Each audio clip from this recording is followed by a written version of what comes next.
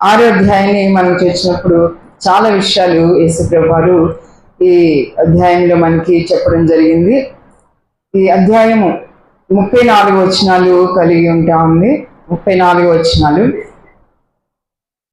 34 అధ్యాయంలో ఒక 8 పాయింట్స్ మనము చూద్దాము. త్వరగా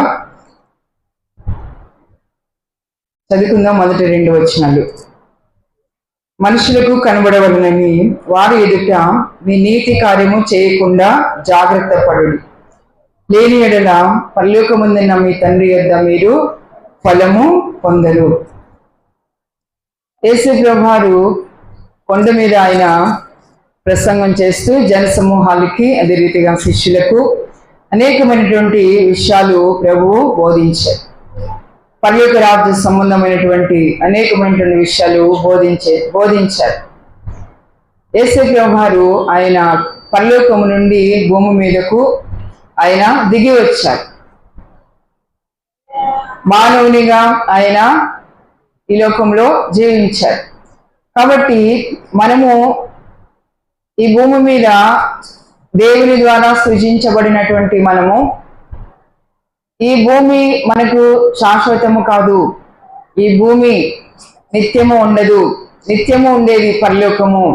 ఆ పరలోకానికి మనము వారసులం కావాలి, పరలోక పౌరులం కావాలి అని చెప్పి దేవుని యొక్క ఉద్దేశం. కాబట్టి పరలోకమునకు పౌరులుగా మనం ఉండాలి అని అంటే ఆ పరలోకానికి సంబంధించినటువంటి విధి విధానాలు మనకు తెలిసి ఉండాలి. కాబట్టి ఏ రీతిగా ఈ లోకంలో ఈ భూమి మీద మనము జీవిస్తే పరలోకంలో మనకి దేవుడు స్థానాన్ని ఇస్తాడు అనేది యేసుక్రీస్తు ప్రభువు వారు పరలోకము నుండి భూమి మీదకి దిగి వచ్చి ఈ భూమి మీద జీవిస్తూ ఉన్నటువంటి మానవులకు ఆయన తెలియజేసినటువంటి మాటలు ఇవన్నీ కూడా.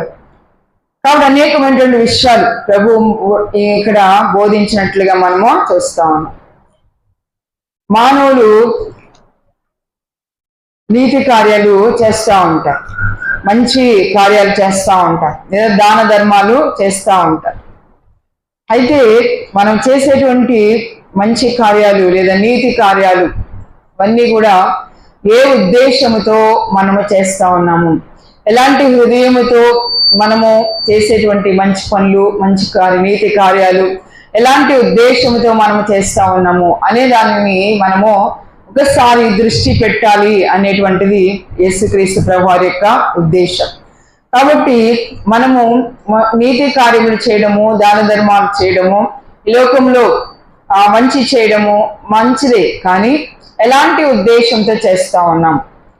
యేసు ప్రభువారు అంటారు, మనుషులకు కనబడాలి, కనపరుచుకోవాలి అనేటువంటి ఉద్దేశముతో మీరు గనుక మీ నీతి కార్యాలు చేస్తే, మీ యొక్క దాన ధర్మాలు కానీ మంచి కార్యాలు కానీ చేసినట్లయితే పరలోకము మందున్నటువంటి తండ్రి యొక్క ఫలాన్ని మీరు పొందుకోరు అని చెప్పి ప్రభువారు చెప్తా ఉన్నారు. మొదటి వచనంలో. 2వ వచనం నుండి మనం చదివినట్లయితే 2వ వచనం నుంచి 4వ వచనం వరకు మనం చదివితే మనము ధర్మం చేస్తూ ఉంటాం.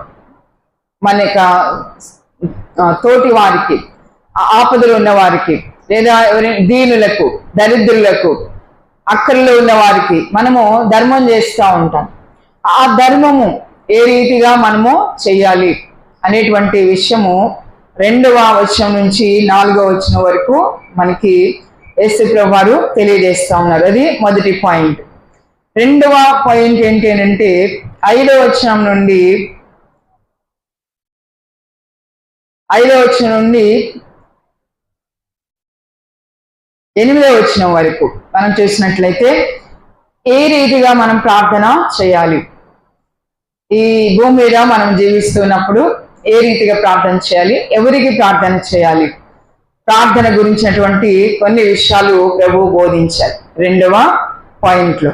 తర్వాత 3వ పాయింట్ ఏంటంటే మోడల్ ప్రేయర్ అండి. మోడల్ ప్రేయర్ ఒక మాదిరి ప్రార్థన ప్రభు బోధించారు.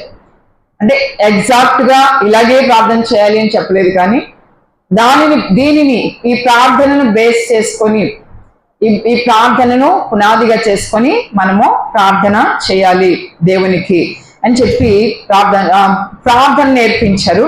9వ వచనం నుండి 15వ వచనం వరకు 9వ వచనం నుండి 15వ వచనం వరకు ప్రార్థన చేయడం నేర్పించారు. ఇది 34 వచనాలతో కూడినటువంటి అధ్యాయం. కాబట్టి ఈ యొక్క అధ్యాయాన్ని మనము చిన్న చిన్న భాగాలుగా మనం విభజించుకొని మనం ధ్యానం చేసినట్లయితే సులభంగా మనకి అర్థమవుతుంది. పెద్ద అధ్యాయం కాబట్టి ఏదైనా సరే, ఏ అధ్యాయం అయినా సరే దానిని చిన్న చిన్న భాగాలుగా దానిని విభజించుకొని మనం ధ్యానం చేసినట్లయితే మనకి బాగా సులభంగా అర్థమవుతుంది. కాబట్టి మీ ఎదున్న పరిశుద్ధ గ్రంథాలు ఉన్నట్లయితే జాగ్రత్తగా మీరు చూడండి, వచనాలు చూడండి, ఏ వచనాలు దేనికి సంబంధించినవి అనేది మీకు అర్థమవుతుంది. ఒకవేళ లేనట్లయితే మీ చెవులు రెండు కూడా ఇక్కడ పెట్టి జాగ్రత్తగా శ్రద్ధగా ఈ యొక్క వాక్యాన్ని ఆలకించండి. మనసు ఎక్కడో పెట్టుకొని మీరు ఉండద్దు. ఇక్కడ 9వ వచనం నుంచి 15వ వచనం వరకు మోడల్ ప్రేయర్ అన్నమాట. యేసు ప్రభువారు నేర్పించినటువంటి మాదిరి ప్రార్థన మనం చూస్తాం. తర్వాత 16వ వచనం నుంచి 18వ వచనం వరకు 4వ పాయింట్.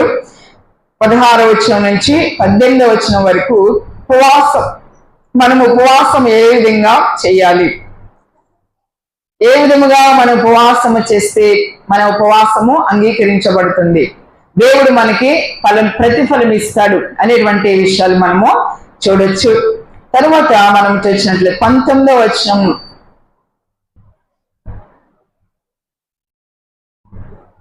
21వ వచనం వరకు 19వ వచనం నుంచి 21వ వచనం వరకు 5వ point regarding to the money అన్నమాట. అంటే ధనము సంబంధించినటువంటి విషయాలు ఇక్కడ మనం ఈ వచనాల్లో మనము చూడొచ్చు.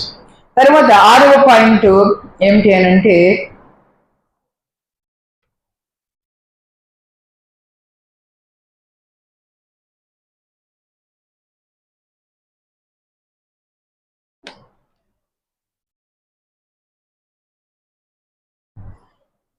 టూ విజన్స్ అంటే రెండు రకాలైనటువంటి దృష్టి ఉన్నట్లుగా మనము చూస్తా ఉన్నాం.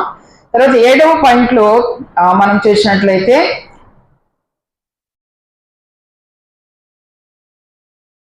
టూ మాస్టర్స్, ఇద్దరు యజమానుల గురించి విషయము అక్కడ మనము చూడొచ్చు 7వ పాయింట్లో. తర్వాత 8వ పాయింట్లో మనం చూసినట్లయితే మనం ఈ లోకంలో జీవించేటప్పుడు దేనిని గురించి కూడా చింతపడకూడదు అని చెప్పి ప్రభువారు సెలవిచ్చారు.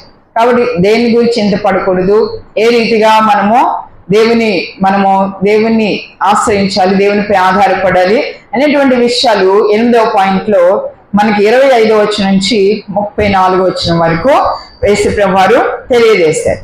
ఇప్పుడు మనము ఈ యొక్క అధ్యాయం అంతటిని కూడా పాయింట్ వైజ్ మనము ధ్యానం చేద్దాము.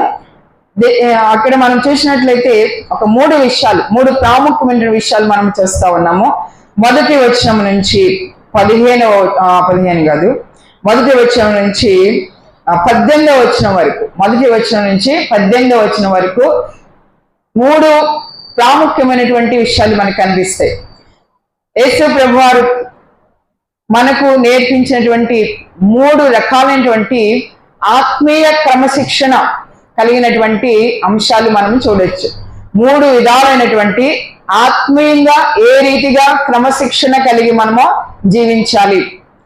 సాధారణంగా మనము స్కూల్స్ లో, కాలేజెస్ లో ఒక క్రమశిక్షణ అనేది నేర్పిస్తూ ఉంటారు. టీచర్స్ పిల్లలకు నేర్పిస్తూ ఉంటారు. క్రమ పద్ధతిలో స్కూల్కి వెళ్ళాలి, క్రమ పద్ధతిలో కూర్చోవాలి, చక్కగా వారు లెసన్స్ వినాలి, క్రమంగా వారు ఉండాలి. ఏమి చేసినా సరే, ఎక్కడికి వెళ్ళినా సరే క్రమబద్ధమైనటువంటి పద్ధతిలో ఒక లైన్ లో వాళ్ళు ఉండాలి. ఎలా పడితే అలాగా చిందరవందరగా ఆ రీతిగా ఉండడము అనేది అది మంచి పద్ధతి కాదు. మన యొక్క ఇంటిలో కూడా ఒక విధమైనటువంటి క్రమము, మనము ఒక ఆర్డర్, ఒక క్రమము, ఒక పద్ధతి అంటూ మనకి ఉంటుంది. ఇంట్లో ఎలా పడితే అలాగే చందరవందరగా వస్తువులు అటు ఇటు పడేసుకుంటే మనకి అది ఆ ఇల్లు మంచిగా కనిపించదు. అదే రీతిగా మనము కూడా పొద్దున్న లేచింది మొదలు సాయంత్రం పడుకునే వరకు ఒక క్రమం అనేది మనకి ఉండాలి. ఈ టైంలో ఏం చేయాలి, ఫలానా టైంలో ఏం చేయాలి, ఎక్కడికి వెళ్ళాలి అనేటువంటిది ఒక క్రమమైనటువంటి పద్ధతిలో మనము చేసుకుంటా ఉంటాం. పొద్దున్న లేచింది మొదలు కాలకృత్యాలు తీర్చుకోవడము, తర్వాత స్నానం చేయడము, తర్వాత తయారవడం, పనికి వెళ్ళడం, ఈ రీతి ఒక క్రమం అనేది, క్రమశిక్షణ అనేది ఈ లోకపరంగా మనము కలిగి ఉంటాం. అవునే కదా చెప్పండి, ఉంటుందా ఉండదా క్రమశిక్షణ? ఎలా పడితే అలాగే మనం ఉంటే ఒప్పుకోరు, ఇంట్లో వాళ్ళు ఒప్పుకోరు, ఇష్టం ఉండదు. భర్తకు కానీ, భార్యకు కానీ, తల్లిదండ్రులకు కానీ, పిల్లలకు కానీ. నేను నా ఇష్టం వచ్చినప్పుడు లేస్తాను, లేదా నా ఇష్టం వచ్చినంతసేపు పడుకుంటాను, లేకపోతే పనికి వెళ్తే వెళ్తాను, లేకపోతే వెళ్ళకపోకూడదంటే వెళ్ళను, లేకపోతే నేను నా ఇష్టం వచ్చిన చోటుకి వెళ్తాను, నా ఇష్టం వచ్చిన అప్పుడు వస్తాను అని ఉంటే గనక అది మంచి పద్ధతి కాదనమాట. ఎవరు సంతోషపడరు ఆ విషయంలో. కాబట్టి ఒక క్రమశిక్షణ అనేది చాలా అవసరం ఈ లోకపరంగా మనం చూసినట్లయితే. అదే రీతిగా ఆత్మీయంగా కూడా క్రమశిక్షణ అనేది మనకి అవసరం. ఆత్మీయ క్రమశిక్షణ అనేది దేవుని బిడ్డలకు చాలా అవసరం అన్నమాట. ఆ యొక్క క్రమశిక్షణ ఏ రీతిగా వస్తుంది అని మనం చూసినప్పుడు కొన్ని విషయాలు మనకి మనం క్రమంగా మనము పాటించే వారిగా మనము ఉండాలి. మొదటిగా మనం చూసినప్పుడు గివింగ్ అన్నమాట. ఈ ఇవ్వడము విషయంలో యేసుక్రీస్తు ప్రభు వారు చెప్పింది ఏమిటి అంటే, ఈ యొక్క 3 విషయాలు మీకు చెప్పాను కదా. మొదటిది గివింగ్, రెండవది ప్రేయర్ అన్నమాట, మూడవది ఫాస్టింగ్. ఈ 3 విషయాలు ప్రభు వారు బోధించారు. అంతేకాకుండా ఈ 3 విషయాలు మనము రహస్యంగా చేయాలి. ఈ 3 విషయాలు కూడా మనము రహస్యంగా చేయాలి. అది మనం చూద్దాం దేవుని వాక్యంలో. 2వ వచనం నుండి మనం చదివితే, మనం చేసేటువంటి ధర్మము, చారిటీ వర్క్స్ అన్నమాట. అంటే దాన ధర్మాలు చేస్తూ ఉంటాం కదా. ఎవరైనా ఇబ్బందులు ఉంటే పేదవారికి, లేదా ఎవరైనా అడిగితే వారికి మనకు తోచింది సహాయం చేస్తూ ఉంటాం. ఆ విషయంలో ఎలా ఉండాలి అనేది ప్రభువారు బోధించారు. 2వ వచనం నుండి 4వ వచనం వరకు, కావున నీవు ధర్మం చేయనప్పుడు మనుషుల వలన ఘనతనందు వలనని వేషధారులు సమాజ మందిరముల్లోను వీధులలోను చేయులాగున నీ ముందర బోర ఉదింపవద్దు, వారు తమ ఫలము పొంది ఉన్నారని నిశ్చయముగా మీతో చెప్పుచున్నాను. నీవైతే ధర్మము చేయనప్పుడు నీ ధర్మము రహస్యముగా ఉండు నిమిత్తము నీ కుడి చెయ్యి చేయనది నీ ఎడమ చేతికి తెలియక ఉండవలెను. అట్లయితే రహస్యమును చూచి నీ తండ్రి నీకు ప్రతిఫలం ఇచ్చును. దేవునికి స్తోత్రం, హల్లెలూయా. ఇక్కడ మనం చూసినప్పుడు దేవుని రాజ్యములో మనం ఏ రీతిగా జీవించాలి, దేవుని రాజ్యములో ఏ రీతిగా మనము జీవించాలి. మొదటిగా మనం చూసినప్పుడు గివింగ్ అనేది నేర్చుకోవాలి, ఇవ్వడం అనేది మనము నేర్చుకోవాలి. అది ఏ రీతిగా మనము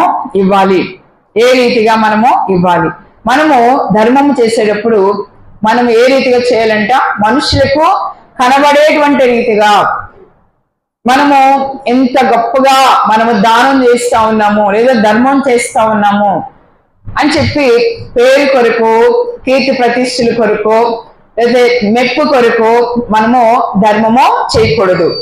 మనము ధర్మం అనేది రహస్యముగా మనము చేయాలంట. ఎప్పుడైతే మనము రహస్యంగా మనం ధర్మం చేస్తామో దేవుడు అప్పుడు మనకి ప్రతిఫలాన్ని ఇస్తాడు. అలాగే కాకుండా మనుషుల ద్వారా మెప్పు పొందాలి, మనుషులు మెచ్చుకోవాలి అన్నట్టుగా మనము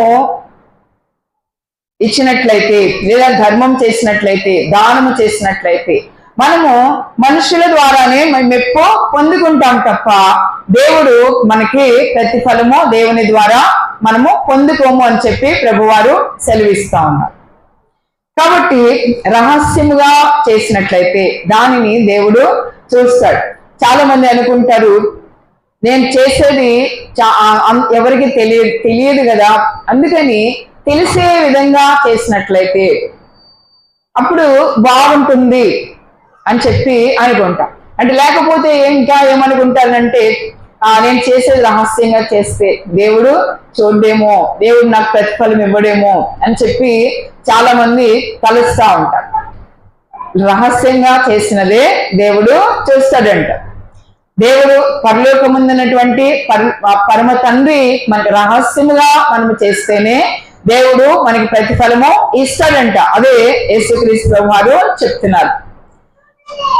ఏ రీతిగా మనము మన యొక్క సహాయము చెయ్యాలంట ఇతరులకు, అక్కడిలో ఉన్న వారికి. మన కుడి చెయ్యితో సహాయం చేస్తే ఎడమ చేతికి కూడా తెలియకూడదంట. ఆ రీతిగా మన యొక్క సహాయము చేయాలంట. కాబట్టి మనము మనుషులు మెప్పు కోరుకోవాలి, పొందుకోవాలి అని చెప్పి మనం ఎప్పుడు కూడా భావించకుండా మనము చేసేటువంటి సహాయము మంచి హృదయముతో మనం ఇతరులకు సహాయం చేసినట్లయితే ప్రభు వారు ఆయన మనకి ప్రతిఫలము ఇస్తారంట. ఇక్కడ ప్రభు వారు చెప్తా ఉన్నారు, మనుషులకన్నా మనం ధర్మము చేయడం అంటే మనుషులకు చేసేది, ఆయనకి ఇచ్చేది కాదు. దేవుడు ఇక్కడ ఆయన చెప్పేది ఆయనకి ఇచ్చేటువంటి ఆ విషయము కాదు. మనుషులకు మనం చేసేటప్పుడు పేదవారికి, దిక్కులేని వారికి, దరిద్రులకు, అవసరతల్లో అక్కరిలో ఉన్న వారికి మనం చేసేటువంటి సహాయం గురించి యేసు ప్రభువారు చెప్తా ఉన్నారు. కాబట్టి మనము ఏ రీతిగా మనం చేయాలంట, రహస్యముగా ఎవ్వరికి తెలియకుండా చేయొచ్చు. మనము అందరికీ తెలిసే రీతిగా మనం చేసినట్లయితే వారి మెప్పే మనకి వస్తుంది అన్నమాట. వారు మెచ్చుకుంటారు, ఎంత మంచివాళ్ళు, ఎంత గొప్పవాళ్ళు, ఎంత దయాపరులు, ఎంత లేకపోతే ఏమంటారంటే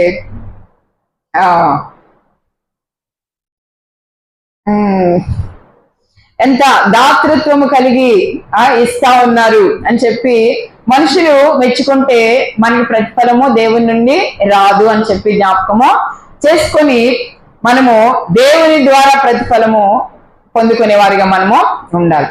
ప్రభు ఎందుకు చెప్పారు అంటే, మనుషుల ద్వారా పొందుకునే మెప్పు కంటే, మనుషుల ద్వారా వచ్చేటువంటి మంచి పేరు కంటే దేవుడిచ్చేటువంటి ఆ ప్రతిఫలము చాలా గొప్పది అని చెప్పి ఆ ప్రతిఫలము మనము పొందుకోవాలి అని చెప్పి ప్రభువారు చెప్తా ఉన్నారు. ఏముంది, మనుషులు మెచ్చుకుంటే ఈ రోజు మెచ్చుకుంటారు, రేపు మెచ్చుకుంటారు, కొంతకాలము మనల్ని మెచ్చుకుంటారు. ఎల్లకాలము కూడా మనుషుల మెప్పు మనము పొందుకోలేము, మనం సంపాదించలేము. ఎల్లకాలము కూడా మనుషుల ద్వారా తృప్తిని అనేది మనము పొందుకోలేము. కాబట్టి దేవుడైతే ఆయన గొప్ప ప్రతిఫలాన్ని ఆయన మనకి ఇస్తారు అని చెప్పి జ్ఞాపకం చేసుకొని మనము చేసేటువంటి ఆ సహాయము, ఈ చిన్న సహాయమైనా సరే దానిని రహస్యముగా మనము చేసినట్లయితే ప్రతిఫలాన్ని మనము పొందుకుంటామని చెప్పి ప్రభువారు సెలవిస్తా ఉన్నాం. కాబట్టి ఇది మనం చేసేటువంటి ధర్మము విషయంలో ప్రభువు సెలవిచ్చినటువంటి మాటలు. తర్వాత 5వ అధ్యాయం నుంచి 8వ వచనం, 5వ వచనం నుంచి 8వ వచనం వరకు మనం చదివినట్లయితే ఇక్కడ మనం చూస్తే రిగార్డింగ్ టు ద ప్రేయర్ అన్నమాట. మనము ఎప్పుడు ప్రార్థన చేయాలి, ఏ రీతిగా ప్రార్థన చేయాలి అనేది ప్రభు చెప్తా ఉన్నారు. ఎవరికి ప్రార్థన చేయాలి, తర్వాత ఎందుకు ప్రార్థన చేయాలి అనేది చాలా ప్రాముఖ్యం.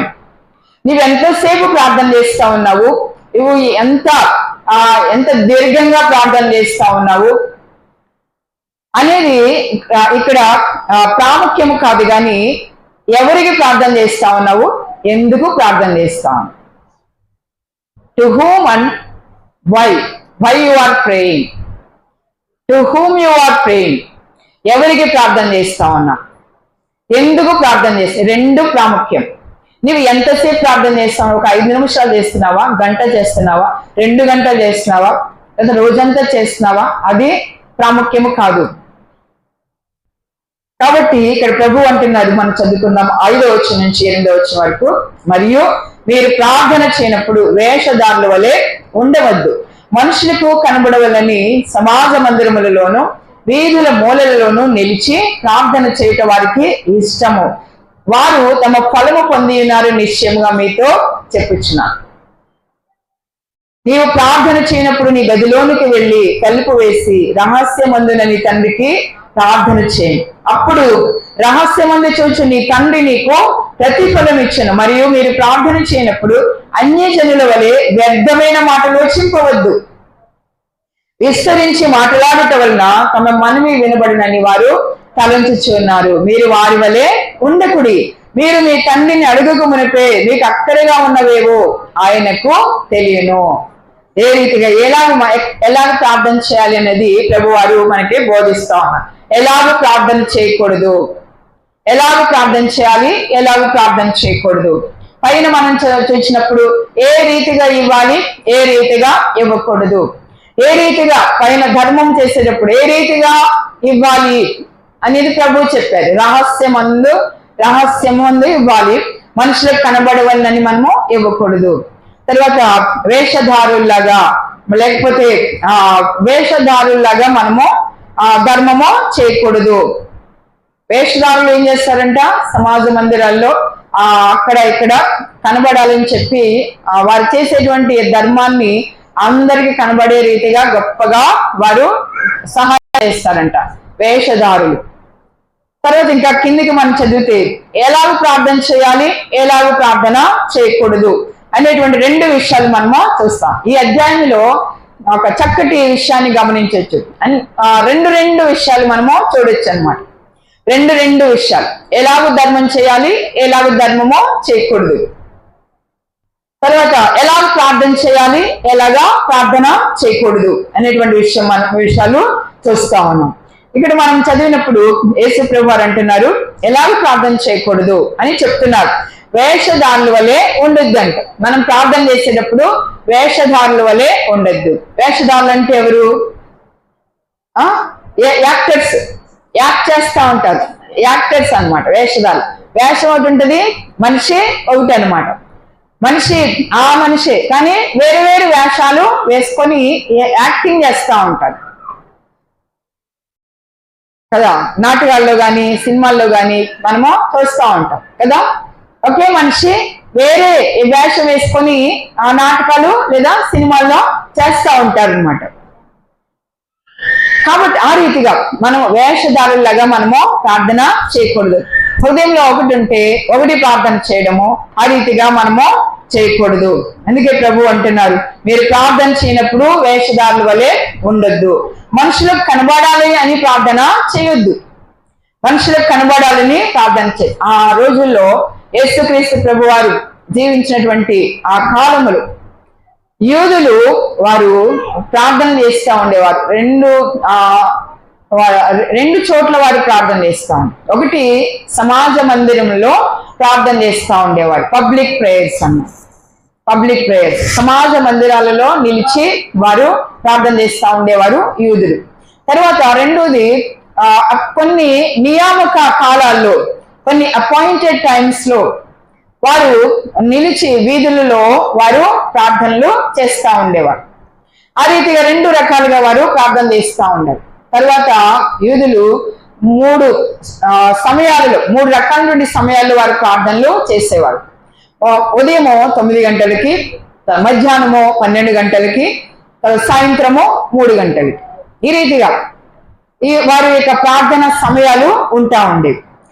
తర్వాత వారి ప్రార్థనలు కూడా ఒక విధముగా అందరూ చూడాలని, వారి యొక్క ప్రార్థనలు ఎలా చేస్తారో అందరూ కూడా వినాలని, వారి గొప్ప పొందుకోవాలని అన్నట్టుగా వారు ప్రార్థనలు చేస్తూ ఉండేవారు. అందుకే యేసుప్రభు వారు మరొక చోట ఉపమానం చెప్తారు కదా, సొంకరి ప్రార్థన, పరిసయ్యని ప్రార్థన. పరిసయ్యుడు ఎలా ప్రార్థన చేశాడు? ఎంతో తాను చేసేటువంటి ఆ యొక్క మంచి పనులకి చెప్పుకుంటూ దేవుని దగ్గరికి వచ్చి గొప్పగా డంబంగా ప్రార్థన చేశాడు. అదే సుంకరి అయితే ఎలా ప్రార్థన చేశాడు? చాలా వినయంగా తగ్గించుకొని తన రొమ్ము కొట్టుకుంటూ దుఃఖముతో అతడు పశ్చాత్తాపముతో ప్రార్థన చేశాడు. కాబట్టి యేసు ప్రభు వారు అంటా ఉన్నారు వేషధారు మనుషులకు కనబడాలని చెప్పి సమాజ మందిరాల్లో వీధుల మూలల్లో నిలిచి ప్రార్థన చేసేవారంట. అలాగా ప్రార్థనలో చేయకూడదు అని చెప్పి ప్రభు చెప్తా ఉన్నారు. అలా చేయడం వారికి ఇష్టం కాబట్టి వారి ఫలము పొందారని. చాలా మంది మనుషులు చూస్తూ ఉంటారు, ఆహా ఎంత భక్తి పనులు, ఎంత ప్రార్థనా పనులు, ఎంత చక్కగా చేస్తారు అని దారిని పోయేవాళ్ళు వీధుల్లో చేస్తూ ఉంటే దారిని పోయేవాళ్ళు వచ్చి వాళ్ళని మెచ్చుకుంటూ ఉంటే వాళ్ళ ఫలమే వాళ్ళు పొందుకుంటారు. కానీ పరలోకముందున్నటువంటి తండ్రి ఫలాన్ని వారు పొందుకోరు. కాబట్టి మీరు వేషధారులాగా ప్రార్థన చేయవద్దు అని చెప్పి ప్రభువు చెప్తా ఉన్నారు. తర్వాత మనం ఏ రీతిగా ప్రార్థన చేయాలి అని అంటే ప్రభు చెప్తున్నారు 6వ వచనంలో, నీవు ప్రార్థన చేయనప్పుడు నీ గదిలోనికి వెళ్ళి తలుపు వేసి రహస్యమందున నీ తండ్రికి ప్రార్థన చేయము. మనము ప్రార్థన చేసేటువంటి విధానము ప్రభు మనకి బోధిస్తా ఉన్నారు. మన గదిలోనికి వెళ్ళి మనము తలుపు వేసుకొని మన రహస్యమందునటువంటి తండ్రికి ప్రార్థన చేయాలంట. అప్పుడు రహస్యమందు చూచు నీ తండ్రి నీకు ప్రతిఫలం ఇస్తాడు. దేవుడు మాత్రమే చూచే విధంగా మనము ప్రార్థన చేయాలి. కొన్నిసార్లు మనము ఈ రీతిగా ఇలాగ సంఘంలో మనం ప్రార్థన చేస్తాం, వాటి గురించి కాదు మాట్లాడేది. అయితే మనము వ్యక్తిగతంగా ప్రార్థన అనేది వ్యక్తిగతంగా ఉండేది అన్నమాట. అంటే మనకు దేవునికి మధ్యలో ఉన్నటువంటి సంబంధాన్ని తెలియజేస్తుంది. నీకెంత మంచి సన్నిహితమైన సంబంధం ఉంది దేవునికి నీకు, నీ సృష్టికర్తకు నీకు, నీ పరలోకపు తండ్రికి నీకు మధ్య ఎంత మంచి సన్నిహిత సంబంధం ఉంది అనేది తెలియజేస్తుంది ప్రార్థన. ఏదో వచ్చేసి ప్రార్థన చేయమంటే ఏదో ప్రార్థన చేసేయడం కాదు, కానీ ప్రాముఖ్యమైనది ఏంటంటే మన యొక్క వ్యక్తిగత జీవితం, మన యొక్క హృదయం ఎంతగా కనెక్ట్ అయింది దేవునితో, మన సృష్టికర్తతో అనేది ఈ యొక్క ప్రార్థన తెలియజేస్తుంది. కాబట్టి ప్రార్థన అనేది చాలా విలువైనది, దేవునితో జరిపేటువంటి మనము చేసేటువంటి ఒక సంభాషణ అన్నమాట. తండ్రితో ఏ రీతిగా మనము సంభాషిస్తామో మాట్లాడతామో అదే రీతిగా మన యొక్క పరలోకపు తండ్రితో కూడా మనము ఆ రీతిగా ప్రార్థన చేయవలసిన వారమై మనము ఉంటా ఉన్నాం. దేవునికి స్తోత్రం, హల్లెలూయా.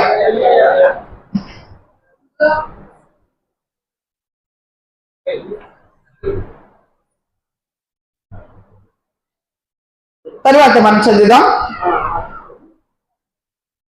మరియు మీరు ప్రార్థన చేయనప్పుడు అన్యజనుల వలె వ్యర్థమైన మాటలు వచింపవద్దు, విస్తరించి మాట్లాడుట వలన తమ మనవి వినబడినని వారు తలంచుచున్నారు, మీరు వారి వలె ఉండకుడి.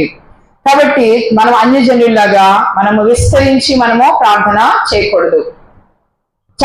ప్రార్థన చాలా విలువైనది, ప్రార్థనా సమయము చాలా విలువైనది.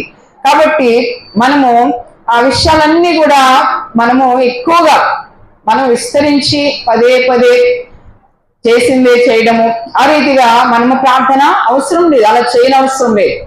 మీకు అక్కరగా ఉన్నవేవో మీ పరలోకపు తండ్రికి తెలియను అని చెప్పి ప్రభు చెప్తాం.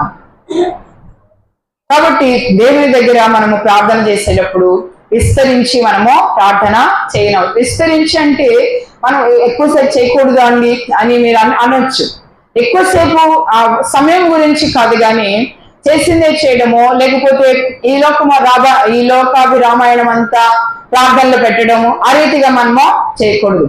చాలా మంది ఏం చేస్తారంటే మనుషుల గురించి పొగుడుతూ ప్రార్థన చేస్తూ ఉంటారు దేవుని దగ్గర.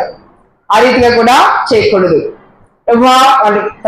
వాళ్ళు ఎంత మంచి వాళ్ళు, వాళ్ళకి సహాయం వాళ్ళు చాలా గొప్పగా జీవిస్తారు, గొప్ప మంచి పేరుంది ప్రభా వాళ్ళకి, వాళ్ళు చాలా నీతిపరులు ప్రభా, వాళ్ళు చాలా కష్టపడతారు ప్రభా, వాళ్ళకి సహాయం చేయ అన్నట్టుగా ప్రార్థన చేస్తూ ఉంటాం మనం. అలాగే మనము చేయకూడదు. దేవునికి సమస్తము కూడా తెలుసు. కాబట్టి దేవునిని మనము స్తుతిస్తూ కృతజ్ఞతాస్తులు చెల్లిస్తూ మనము దేవునికి ప్రార్థన చేయాలి. కాబట్టి మనం అనుకుంటాము దేవుడు మనల్ని చూడేమో, దేవుడు మన యొక్క సమస్యలు ఆయన చూడేమో అన్నట్టుగా మనము మొత్తం సమస్యలన్నీ కూడా ఆయన దగ్గర ఏకరు పెడతా ఉంటాం. ఆ రీతిగా మనము చేయకూడదు. కానీ దేవుని చిత్తానికి మనం అప్పగించి మనము దేవుని సన్నిధిలో ప్రార్థన చేయాల్సి ఉంది. దేవునికి స్తోత్రం, హల్లెలూయా. తరువాత ఇక్కడ మనం చూసినప్పుడు మూడవ పాయింట్ చూద్దాము, మోడల్ ప్రేయర్ అని. మోడల్ ప్రేయర్ ఏ రీతిగా ప్రార్థన చేయాలో ప్రభు వారు మనకి బోధించారు. కాబట్టి మీరు ఇలాగ ప్రార్థన చేయండి. పరలోకమందున్న మా తండ్రి, నీ నామం పరిశుద్ధపరచబడుగాక, నీ రాజ్యం వచ్చుగాక, నీ చిత్తం పరలోకమందు నెరవేర్చినట్లు భూమి యందును నెరవేరును గాక. ఇది ఈ ప్రార్థన కొన్ని వందల సార్లు మనము చెప్పి ఉంటాం కదా. కాబట్టి ఈ రీతిగా మనం ప్రార్థన చేయాలని చెప్పి ఒక మోడల్ ప్రేయర్ నేర్పించారు. అంటే ఇలాగనే మనం చెయ్యాలి అని కాదు, కానీ దీన్ని బేస్ చేసుకొని మనము ఎలాగైనా సరే మనం ప్రార్థన చేయొచ్చు. అయితే ఇక్కడ మన ఈ యొక్క పరలోక ప్రార్థన, ఈ ప్రభు ప్రార్థన మనము చూసినట్లయితే ప్రభు చెప్తా ఉన్నారు, పరలోకమందున్న మా తండ్రి అని ప్రార్థన చేయాలి అని చెప్తున్నారు. యేసు ప్రభు వారు ఇక్కడ నా తండ్రి అని అంటలేదు, పరలోకమందున్న నా తండ్రి అని అనుమని అంటలేదు, పరలోకమందున్న మా తండ్రి అని చెప్పి ప్రార్థన చేయండి అని చెప్తున్నారు అన్నమాట. కాబట్టి ఇది మనమంతా కూడా ఒక కుటుంబం. ఈ కుటుంబంలో పరలోకమందున్నటువంటి తండ్రి మన యొక్క దేవుడు, ఆయన మన తండ్రి, మనం అందరము కూడా ఆయన యొక్క బిడ్డలము. కాబట్టి మా తండ్రి అని చెప్పి మనము ఆయనను సంబోధించాలి అని చెప్పి ఇక్కడ ప్రభువు సెలవిస్తా ఉన్నాం. ఇది ఒక సోషల్ ప్రేయర్ అన్నమాట. అంటే ఒక సాంఘిక ప్రార్థన. ఏమిటంటే కమ్యూనియన్, అంటే ఒక సామూహికంగా అందరికీ కలిసి చేసేటువంటి ప్రార్థన. పరలోకమందున్న మా తండ్రి అని చెప్పి మనము ప్రార్థన మొదలుపెట్టి ప్రార్థన చేయాలి. తర్వాత దేవుని నామము పరిశుద్ధపరచబడును గాక, నీ నామం పరిశుద్ధపరచబడును గాక అని ప్రార్థన చేయాలి. దేవుని నామము పరిశుద్ధమైనది, దేవుడు పరిశుద్ధుడు. ఆయన ఈ సృష్టి అంతా కూడా సృజించినటువంటి దేవుడు, ఈ విశ్వమంతటిని కూడా పాలించుచున్నటువంటి ఆ యొక్క సార్వభౌముడైనటువంటి దేవుడు పరిశుద్ధుడు అని చెప్పి మనం గుర్తించి దేవునికి మనము ప్రార్థన చేయవలసిన వారమే ఉంటా ఉన్నాము. తర్వాత నీ రాజ్యము వచ్చుగాక, దేవుని రాజ్యము రావాలి అని చెప్పి మనం ఎప్పుడు కూడా కోరుకుంటూ మనము ప్రార్థన చేయాలి. దేవుని రాజ్యములో మనము పౌరులం, మనము పరలోక రాజ్య పౌరులం మనము. కాబట్టి దేవుని రాజ్యం వచ్చుగాక అని చెప్పి మనము ప్రార్థన చేయాలి. తర్వాత పరలోకంలో దేవుని చిత్తం ఎలాగో నెరవేరుతుందో, పరలోకంలో అవిధేయత అనేది లేదు. పరలోకంలో అందరూ కూడా, పరలోకంలో ఉన్నటువంటి అందరూ కూడా దేవునికి లోబడుతూ ఉన్నటువంటి వారే. అవిధేయత అనేది లేదు పరలోకంలో. అదే రీతిగా ఈ భూమి మీద కూడా మనము కూడా దేవుని మాటకు లోబడే వారికి ఉండాలి. ఆయన చిత్తం పరలోకంలో ఆయన ఇష్టమే నెరవేరుతుంది. పరలోకంలో ఎవరి మాట కాదు, పరలోకంలో దేవుని చిత్తమే నెరవేరుస్తుంది. అదే రీతిగా భూమి మీద కూడా ఆయన చిత్తమే నెరవేరాలని చెప్పి మనము ప్రార్థించాలి. ప్రభువా నా జీవితంలో నీ చిత్తము నెరవేర్చండి ప్రభువా అని చెప్పి ప్రార్థన చేయాలి. మన యొక్క వ్యక్తిగత జీవితంలో, మన యొక్క బిడ్డల జీవితాలలో మీ చిత్తము, మీ ఇష్టమే నెరవేర్చండి, నా చిత్తము కాదు, నా ఇష్టము కాదు ప్రభువా అని చెప్పి దేవుని చిత్తం నెరవేరాలని చెప్పి మనం ప్రార్థన చేయాలి. ఎందుకంటే మన తలంపుల కన్నా, మన ఉద్దేశాల కన్నా, మన యొక్క ఆలోచనల కన్నా దేవుని ఆలోచనలు ఎంతో ఉన్నతమైనవి. భూమి కంటే ఆకాశం ఎంత ఉన్నతముగా ఉన్నదో నా యొక్క ఆలోచనలు మీ పట్ల అంత ఉన్నతంగా ఉన్నాయి అని చెప్పి ప్రభువు సెలవిస్తా ఉన్నారు. కాబట్టి మనలో ప్రతి ఒక్కరము కూడా ఏమని ప్రార్థన చేసుకోవాలి? ప్రభువా నీ చిత్తము మా పట్ల జరిగించు, నీ ఇష్టము జరిగించు అని చెప్పి మనము ప్రార్థన చేసుకోవాలి.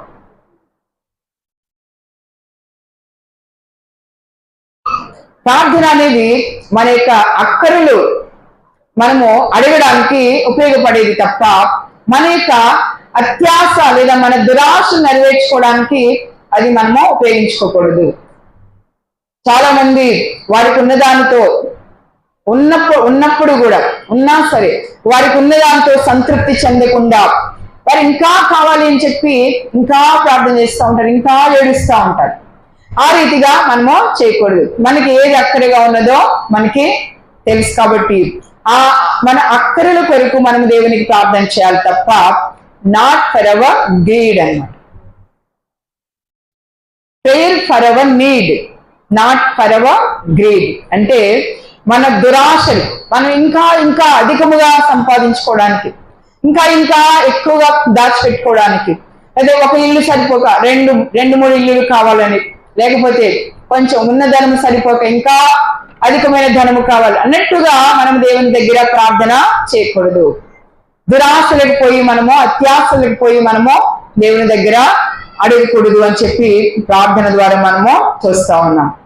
తర్వాత మనం చూసినట్లయితే మా అనుదిన ఆహారము నేడు మాకు దయచేయండి. ప్రభువుకి మన అక్కర్లన్నీ కూడా తెలుసు. మనము ఏం తింటున్నాము, ఏం తినట్లేదు, మన ఇంట్లో ఏముందో ఏమీ లేదో అన్నీ తెలుసు ప్రభు వారికి. కాబట్టి తెలియదని అని చెప్పి మనము అనుకోకూడదు అన్నమాట. మన యొక్క శారీరక పరమైనటువంటి అవసరాలు దేవుడికి తెలుసు, యేసు ప్రభువారికి తెలుసు. అందుకే ఏమని ప్రార్థన చేయమని చెప్తున్నారు? మా అనుదిన ఆహారము నేడు మాకు దయచేయి. మనము ఈ ప్రెసెంట్ మనము ఈ రోజు మనము జీవించే వారిగా మనము ఉండాలి. అయిపోయినది పాస్ట్ లో మనం ఉండకూడదు, లేదా ఫ్యూచర్ గురించి మనము ఆలోచన చేయకూడదు. కానీ ఈ రోజు కొరకు మనము జీవించాలి. మా అనుదిన ఆహారము నేడు మాకు దయచేయండి ప్రభువా అని చెప్పి ప్రార్థన చేయాలి. అలాగని దాచుకోకూడదండి, రేపటికి ఉండకూడదండి, ఈరోజే ఉండాలా అన్నట్టు కాదండి. మనము ఎలాగో మనం ప్రార్థన చేయాలి దేవునికి అంటే, ప్రభువా నేడు ఈ రోజు నాకు సహాయం చేయి, ఈ రోజు నాకు కావాల్సినటువంటి ఆహారము దయచు అన్నట్టుగా ఈ రోజు కొరకు మనము జీవించేవారిగా ప్రార్థన చేయాలి. దేవునికి స్తోత్రం, హల్లెలూయా.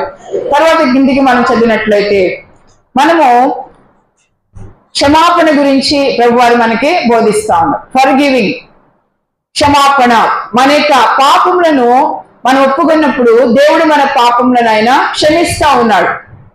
అయితే మనము మన ఎడల చేసినటువంటి ఇతరులు మన ఎడల చేసినటువంటి తప్పులు అపరాధాలు మనం క్షమిస్తా ఉన్నామా లేదా అని చెప్పి మనము జ్ఞాపకం చేసుకోవాలి. మనము కనుక క్షమించలేని మనసు మనం కలిగినట్లయితే, ఇతరులు మన ఎడల ఏవైనా తప్పులు చేస్తే, అపరాధాలు చేస్తే క్షమించలేని మనసు మనకు కలిగినట్లయితే మన పాపాలు కూడా క్షమించబడవు అని చెప్పి ప్రభువు ఈ యొక్క ప్రార్థనలో తెలియజేస్తూ ఉన్నారు. మా రుణస్థులను మేము క్షమించిన ప్రకారం మా రుణములు క్షమించము. ఇక్కడ పాపాలు రుణాలతో పోల్చబడింది అన్నమాట. మన పాపాలు రుణాలతో పోల్చబడి, రుణం అంటే తెలుసు కదా, అప్పు అన్నమాట, డెబిట్. మన యొక్క పాపాలు రుణాలతో పోల్చబడింది. కాబట్టి ఇక్కడ ప్రభు అంటున్నారు, మనము మనుషుల అపరాధాలు మనం క్షమించినట్లయితే మన పరలోకపు తండ్రి కూడా మన పాపాలు క్షమిస్తాడు. మీకు గనుక క్షమాపణ హృదయం లేనట్లయితే, మీ యొక్క తోటి వారిని, మీ ఇంటి వారిని లేదా మీ పొరుగు వారిని ప్రేమించలేని మనసు కనుక మీరు కలిగినట్లయితే మీ పాపాలు కూడా నిలిచి ఉంటాయి, మీ పాపాలు కూడా ప్రభువు క్షమించదు అని చెప్పి ప్రభువు చెప్తాం. కాబట్టి ఫర్ గివింగ్ హార్ట్ మనం కలిగి ఉండాలి, క్షమాపణ హృదయాన్ని మనము కలిగి ఉండాలి అని చెప్పి ప్రభువు చెప్తున్నాడు. అంతేకాకుండా మమ్మల్ని శోధనలోనికి తేక కీడు నుండి తప్పించు అని చెప్పి ప్రార్థన చేయమని చెప్తున్నారు. అంటే దేవుడు మనల్ని శోధనలోనికి నడిపించాడు. ఎప్పుడు కూడా దేవుడు మనల్ని శోధనలో పడేయడు. కానీ మనము ఈ లోకపరమైనటువంటి దుష్టుడు మనల్ని శోధనలో పడేస్తాం, లేదు మన తప్పిదాల వల్ల మన శోధనల్లో చిక్కుల్లో పడిపోతా ఉంటాం. కాబట్టి మనం దేవుని ఎలా ప్రార్థన చేయాలి? ప్రభువా శోధనలోనికి తేక కీడు నుండి మమ్మల్ని తప్పించి ప్రభువా అని ప్రార్థన చేయాలి. కాబట్టి ఇలాంటి ప్రార్థన మనము చేసినప్పుడు పరలోకమున రహస్యం ముందు చూచి తండ్రి మనకు ప్రతిఫలము ఇస్తాడండి. కాబట్టి ఏ రీతిగా ప్రార్థన చేయాలి, ఏ రీతిగా మనము ప్రార్థన చేయకూడదు అనేది మనము చూసాము.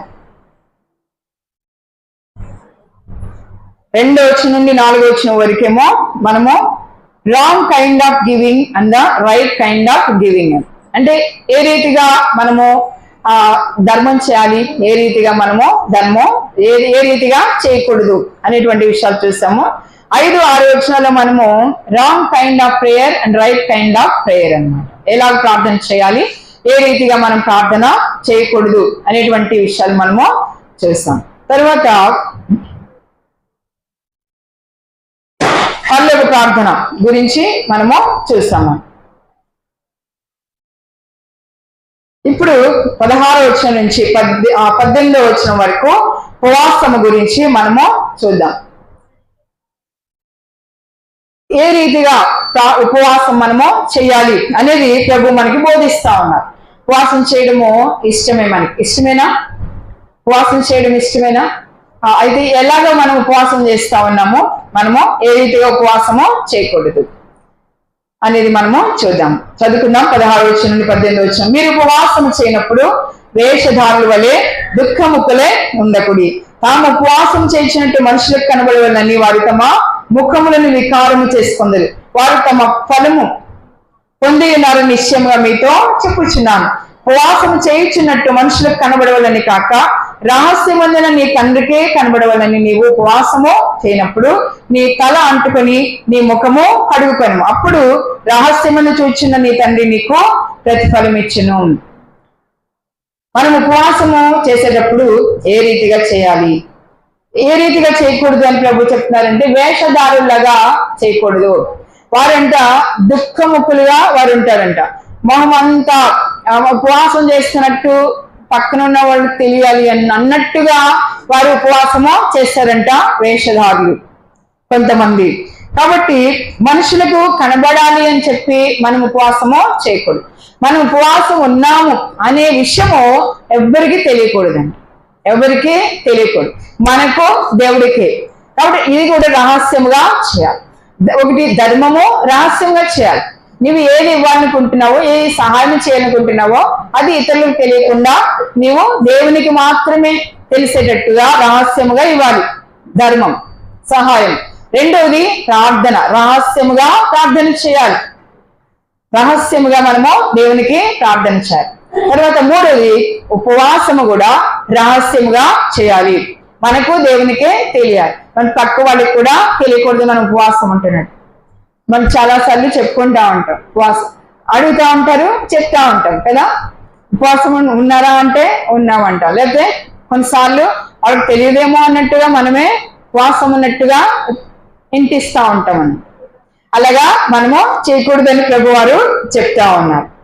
ఉపవాసము ఎందుకు ఉండాలి అంటే, మనము చాలా ప్రాముఖ్యమైన విషయము ఉపవాసం. ఉద్యోగం కావాలనో లేకపోతే పెళ్ళి అవ్వాలనో ఇలాంటి వాటికి మనం ఉపవాసం ఉండకూడదు. ప్రత్యేకముగా ఉపవాసం ఎందుకు ఉండాలి అని అంటే, మన యొక్క పాపము క్షమించబడిలాగున మనలో పశ్చాత్తాపముతో మనము దేవుని దగ్గర ఉపవాసం ఉండాలి. ఉపవాసం అని అంటే మనము మన ప్రాణాన్ని దుఃఖపరుచుకునేటువంటి దినం అన్నమాట. యెషయా గ్రంథం 58వ అధ్యాయంలో ఉపవాసము గురించి మనకి చాలా చక్కగా దేవుడు మనకి తెలియజేస్తా ఉంటాడు.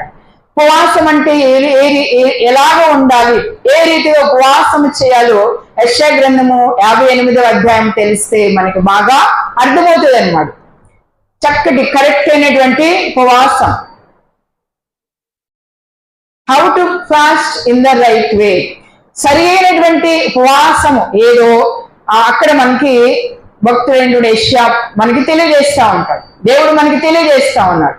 కాబట్టి మనం ఉపవాసాలు ఎందుకు ఉండాలి అని అంటే, ఏదో మన అక్కడికి తీరాలనో లేకపోతే మనకి ఏదో కావాలనో ఉపవాసాలు ఉండకూడదు. కానీ మన యొక్క తప్పిదాలను బట్టి, మన పాపమును బట్టి మనము ఉపవాసం ఉండి దేవుని దగ్గర మనము ప్రార్థన దావీదు చేశాడు. అనేక సార్లు దావీదు చేశాడు. ఉపవాసం వలన నా మోకాళ్ళు బలహీనమైపోయినాయి అంటాడు, నా శరీరము చిక్కి శల్యమైపోయింది అంటాడు. ఉపవాసము చేత చాలా అతడు కన్నీరు కారుస్తూ దేవుని దగ్గర ఉపవాసం ఉండి ఆయన ప్రార్థన చేస్తూ ఉంటాడు. పశ్చాత్తాపంతో ఆయన ప్రార్థన చేస్తూ ఉంటాడు. ఎస్తేరు తన యొక్క ఆ జనాంగం, యూదా జనాంగం నశించిపోకుండా వారందరూ కూడా ఒకే రోజున చావాలి అని చెప్పి రాజు ద్వారా శత్రువైనటువంటి హామాను ఒక చట్టం తీసుకొస్తాడు, ఒక శాసనం తీసుకొస్తాడు. యూదా జాతి అంతా కూడా ఒకే రోజులో చంపబడాలి అన్నట్టుగా. ఆ సమయంలో ఎస్తేరు, రానేటువంటి ఎస్తేరు 3 దినాలు ఆమె ఉపవాసం ఉండి ప్రార్థన చేసి చక్కటి, అది సరి అయినటువంటి ఉపవాసము. తర్వాత నీనవే పట్టణస్థులు రాజు మొదలుకొని పశువుల వరకు, వారు పెంచుకునేటువంటి పశువుల వరకు అన్ని కూడా అందరూ కూడా ఉపవాసము ఉన్నారు. ఎందుకనంటే రాబోయేటువంటి తీర్పు లేదా రాబోయేటువంటి ఆ యొక్క ఉగ్రత తప్పించుకోవడానికి వారు ఉపవాసం ఉండి తమ పాపాలు క్షమించబడాలని చెప్పి, తమ దుర్మార్గాలు, తమ యొక్క అన్యాయం, అక్రమం అన్ని కూడా దేవుడు క్షమించాలి అని చెప్పి వారి పశ్చాత్తాపంతో కన్నీటితో ఉపవాసం ఉండి ప్రార్థన చేశారు. దేవుడు వారి ప్రార్థన ఆలకించారు. అలాంటి ఉపవాసము మనము చేయాలి, జ్ఞాపకం పెట్టుకోండి. కాబట్టి ఈ లోకపరమైన అవసరాల కోసం మనం ఉపవాసం ఉండి మన కడుపు మార్చుకుని ప్రార్థన చేయడం అవసరం. మామూలుగా ప్రార్థన చేసినా దేవుడు మన అవసరాలు తీరుస్తాడు. అది మనము జ్ఞాపకము చేసుకోవాలి. దేవునికి స్తోత్రం, హల్లెలూయా. కాబట్టి మూడింటికి కూడా మనం మూడు చెప్పుకున్నాం కదా, ధర్మము, ప్రార్థన, ఉపవాసం. మూడు రహస్యంగా చేయాలి. రహస్యంగా చేస్తే మనం దేవుడి నుండి మనం ప్రతిఫలాన్ని పొందుకుంటాం. దేవుడు ప్రతిఫలం ఇచ్చేటువంటి ఈ పనులు అన్నమాట ఈ మూడు కూడా. కాబట్టి ఒక ఆత్మీయమైనటువంటి క్రమశిక్షణ ఏర్పడుతుంది. ఈ మూడు కనుక మనం చేసినట్లయితే మనము ఆత్మీయంగా ఒక క్రమశిక్షణ కలిగినటువంటి బిడ్డలుగా మనము ఈ భూమి మీద మనము జీవించగలము. కిందకి మనం చదివినట్లయితే 19వ వచనం నుండి మనం చదివినట్లయితే ఇక్కడ మనకి 2 రకాలైనటువంటి ధనము మనకి కనిపిస్తుంది. 2 రకాలైనటువంటి ధనము. ఏది మనకి కావాలి, ఏది మనం కూర్చుకోవాలి, ఎక్కడ మనం కూర్చుకోవాలి అనేటువంటిది ప్రభు వారు చెప్పారు. రిగార్డింగ్ టు ద మనీ అన్నమాట. భూమి మీద మీ కొరకు ధనమును కూర్చుకొనవద్దు, ఇక్కడ చిమ్మెటయు తుప్పును తినివేయను, దొంగలు కన్నుమ వేసి దొంగిలేడు. పరలోకమందు మీ కొరకు ధనమును కూర్చుకొనుడి, అచ్చుట చిమ్మెటైనను తుప్పైనను దాన్ని తినివేయదు, దొంగలు కన్నుమ వేసి దొంగిలేడు. నీ ధనం ఎక్కడ ఉండును అక్కడనే నీ హృదయము ఉండును. దేవునికి స్తోత్రం, హల్లెలూయా. ఇక్కడ మనం చూసినట్లయితే 2 రకాలైనటువంటి ధనం గురించి మనము చూస్తాం. Treasures on earth, treasures in heaven. భూమి మీద కూర్చుకునేటువంటి ధనము, పరలోకమందు కూర్చుకునేటువంటి ధనము. యేసు ప్రభు అంటున్నారు, భూమి మీద మీ కొరకు ధనాన్ని కూర్చుకోవద్దు, పరలోకంలో ధనాన్ని మీరు కూర్చుకోనండి. ఈ భూ సంబంధమైనటువంటి ధనము వేరు, పర సంబంధమైనటువంటి ధనము వేరు. భూ సంబంధమైనటువంటి ధనము ఏంటి? బంగారము, వెండి, తర్వాత డబ్బు, ఇంకా ఆస్తిపాస్తులు, ఇవన్నీ కూడా ఈ భూ సంబంధమైనటువంటి ధనము. భూ సంబంధమైనటువంటి ధనము, పరలోకమైన సంబంధమైనటువంటి ధనము ఒకటి కాదు, 2 వేరు వేరు. కాబట్టి భూమి మీద మీకోసం ధనాన్ని కూర్చుకోవడానికి ప్రయాసపడొద్దు, తాపత్రయపడొద్దు, లేకపోతే మీరు విసిగిపోవద్దు. ఈ భూమి మీద ధనం కూర్చుకోవడానికి మీరు ఆరాటపడవద్దు అని ప్రభు వారు సెలవిస్తాను. ఆరాటపడవద్దు. ధనము చాలా మంచిదే, ధనము మంచిదే. Money is a bad master అంట, but it's a good servant. Money is a bad master but good servant. అంటే ధనం అనేది చెడ్డ యజమానుడు అంట, చెడ్డ యజమానుడు. కాబట్టి ధనాన్ని మనము యజమానుడిగా మనం చూడకూడదు, ధనాన్ని దాసులుగా మనము చూడాలి. గుడ్ సర్వెంట్ అని, ధనము గుడ్ సర్వెంట్. ధనము మనకి చక్కగా ఉపయోగపడుతుంది, మనకి సర్వ్ చేస్తుంది అన్నమాట. అంటే ఒక సర్వెంట్ లాగా మనకి పనిచేస్తుంది.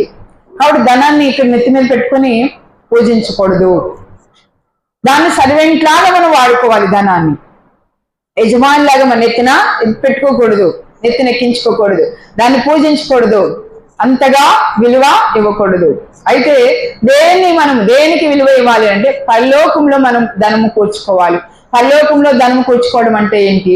పరలోక ధనము అంటే ఏంటి అంటే సువార్త కొరకు మనకున్నటువంటి ధనాన్ని వెచ్చించడము, లేదా దిక్కులేని దరిద్రులకు, దీనులకు, వారికి మన యొక్క సహాయాన్ని అందించడము, ఈ రీతిగా దాన ధర్మాలు చేయడము. ఈ రీతిగా మనం ఏం చేయాలంటే పరలోకంలో మన ధనాన్ని కూర్చుకున్నట్టు అన్నమాట. ఈ రీతిగా మనం చేసినప్పుడు దేవుని కొరకు మనకున్నటువంటి ధనాన్ని ఇచ్చినట్లయితే అది దేవుడు పరలోకంలో మనకు ఒక మంచి స్థానాన్ని ఇస్తాడు. అంటే పరలోకంలో మనకి ఇక్కడ ఇచ్చినటువంటి ధనము, డబ్బు, ఈ బంగారం ఏదైతే ఇస్తామో పరలోకంలో దేవుడు మనకు దాచిపెట్టి రాసులు డబ్బు ఇస్తాడని చెప్పి మనం అనుకోకూడదు. అలాగే కాదు, ఆ పరలోక ధనము వేరనమాట. కాబట్టి పరలోకంలో ఒక గొప్ప స్థానాన్ని దేవుడు మనకి అనుగ్రహిస్తాడు. కాబట్టి ఆ రీతిగా మనము పరలోకంలో మన కొరకు ధనాన్ని కూర్చుకోవాలండి. తర్వాత మన యొక్క ధనం ఎక్కడ ఉంటుందో అక్కడనే హృదయము ఉండునని చెప్పి రాయబడింది. కాబట్టి మనం ధనము మన హృదయం ఒకే చోట ఉండాలి. అది ఎక్కడ ఉండాలి? మన ధనము మన యొక్క ధనము పరలోకంలో ఉండాలి. మన ధనము కనుక పరలోకంలో ఉన్నట్లయితే మన హృదయం కూడా పరలోకంలోనే ఉంటుంది. మన దృష్టి అంతా కూడా పరలోకమందే ఉంటుంది. అదే కనుక ఇక్కడ ధనము కూర్చుకోవడానికి మనం అప్సపాలు పడి లేదా తాపత్రయపడుతూ మనం ఉంటున్నట్లయితే ఇక్కడే మన హృదయం కూడా ఇక్కడే ఉంటుంది, ఈ భూమి మీదే ఉంటుంది. కాబట్టి పరలోకం మీద మనకి దృష్టి అనేది మనకి తగ్గిపోతుంది, ఉండదు. కాబట్టి మన హృదయము అదే రీతిగా మన ధనము కూడా ఒకే చోట ఉండాలి. అది ఎక్కడానంటే పరలోకమందు ఉండాలన్నమాట. కాబట్టి ఏమాత్రం కూడా మనము ఈ ధనము విషయంలో మనము ఎప్పుడు కూడా ధనాశకు మనము లొంగిపోకూడదు, మన దురాశలకు మనము లొంగిపోకూడదు. మనకి ఈ మధ్యలో ఒక సంఘటన జరిగింది, చాలా మందికి తెలిసి ఉంటుంది. కేతన్ అగర్వాల్ అనేటువంటి ఒక చక్కటి యవనస్తుడు, 26 సంవత్సరాల యవనస్తుడు, కొన్ని కోట్లకు వారసుడు, వ్యాపారస్తులు వాళ్ళు. అలాంటి ఆ వ్యక్తి లోహాగఢ్ అనేటువంటి ఆ కోట మీద నుంచి అక్కడ ఉన్నటువంటి కొండ మీద నుంచి అతడు పడుద్రోయబడ్డాడు, అతడు చంపబడ్డాడు. కొన్ని కోట్లు వాళ్ళకి ఉంటా ఉంది. కాబట్టి ధనము అనేది ఎప్పుడు కూడా మనల్ని రక్షించదు. ధనము అనేది మనకు అక్కడికి రాదు. లోకంలో రక్షణ లేదా మన పాపములు క్షమించబడ్డం అనేది ధనంతో మనం చేయగలమా? చెప్పండి, చేయగలమా? మనం ధనం ఇస్తే మనం రక్షణ మనకు వస్తుందా? లేదా కొంత ధనం ఇస్తే మనకు పరలోకం టికెట్ వస్తుందా? కాదు. ఉచితముగా ప్రభు మనకి రక్షణ అనుగ్రహిస్తా ఉన్నాడు. కాబట్టి లోకంలో రక్షణ మనం సంపాదించుకోవాలి. అది మనకు గొప్ప భాగ్యం అన్నమాట. పాప క్షమాపణ పొందుకోవాలి మనం ఈ లోకంలో. కాబట్టి ఆ పరలోకాన్ని మనము ఈ భూమి మీద జీవిస్తా ఉన్నప్పుడే నీతిగా యథార్థముగా మనము జీవిస్తూ ఆ పరలోక ధనాన్ని మనం సంపాదించుకోవాలి. పరలోక ధనం అంటే నీతి, యథార్థత, తర్వాత మంచితనము, తర్వాత ఇవ్వడం, దేవుని సేవకి ఇవ్వడము, స్వార్థ సేవకి ఇవ్వడము, ఇవన్నీ కూడా పరలోక ధనము సంపాదించుకోవడం. అవసరంలో ఉన్న వారికి, దిక్కులేని వారికి, దరిద్రులకి ఇవ్వడం, ఇవన్నీ కూడా మనం చేసినట్లయితే పరలోకంలో మనకి ధనము కలుగుతుంది అని చెప్పి జ్ఞాపకము చేసుకోవాలి. తర్వాత ఇంక కిందికి మనం చదివినట్లయితే ఈ యొక్క ధనము విషయంలో కూడా ఐగుప్తులో ఫారోలు చనిపోయినప్పుడు ఫారో సమాధుల్లో చాలా ధనం పెట్టేవారంట. ఆ సమాధుల్లో బంగారము, వెండి లాంటి విలువైనటువంటివి అంతేకాకుండా ధనము కూడా ఆ సమాధుల వాటిల్లో పెట్టేసి వాళ్ళని పూడ్చేవారంట. అంటే వాళ్ళ యొక్క ఆఫ్టర్ లైఫ్ అన్నమాట. అంటే వారి యొక్క చనిపోయిన తర్వాత వచ్చేటువంటి ఆ జీవితానికి అవి ఉపయోగపడతాయని వారు నమ్మేవారంట. ఉంటాయా? అవి తుప్పుపట్టి అవి పోతాయి, ఆ దేహంతోటే కుళ్ళిపోతాయి, పాడైపోతాయి. కాబట్టి ఆ రీతిగా ఆ యొక్క ఈజిప్టులో ఆ ఫారోలు వాళ్ళు అందరూ కూడా నమ్మేవారు. అలాగా కాదు. కాబట్టి మనం పరలోకంలో ధనము సంపాదించుకోవాలి అని చెప్పి ప్రభువు సెలవిస్తాం. తర్వాత మనము చూసినప్పుడు 2 రకాలైనటువంటి దృష్టి మనము చూడొచ్చు అన్నమాట. 2 రకాలైనటువంటి దృష్టి.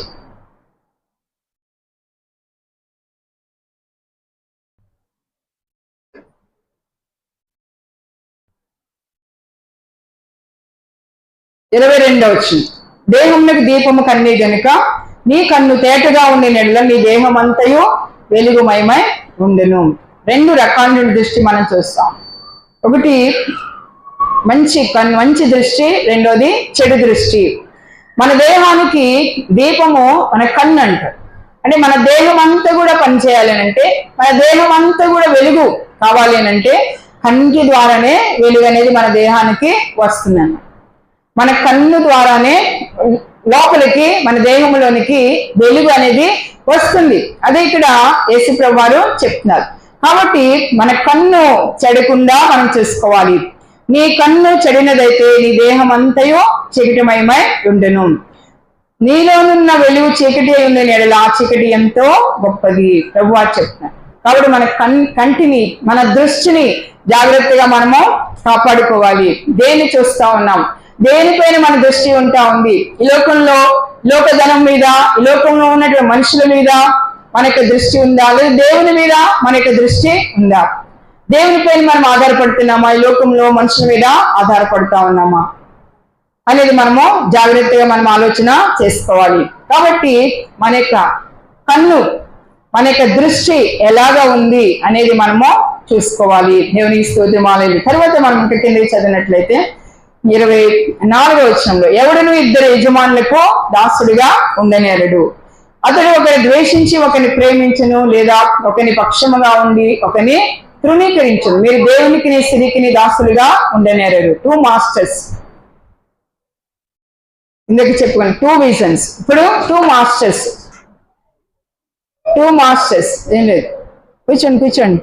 అందుకే తిరగకూడదు, అటు ఇటు ఒక చోట కూర్చోవాళ్ళు, ఏడకూడదు.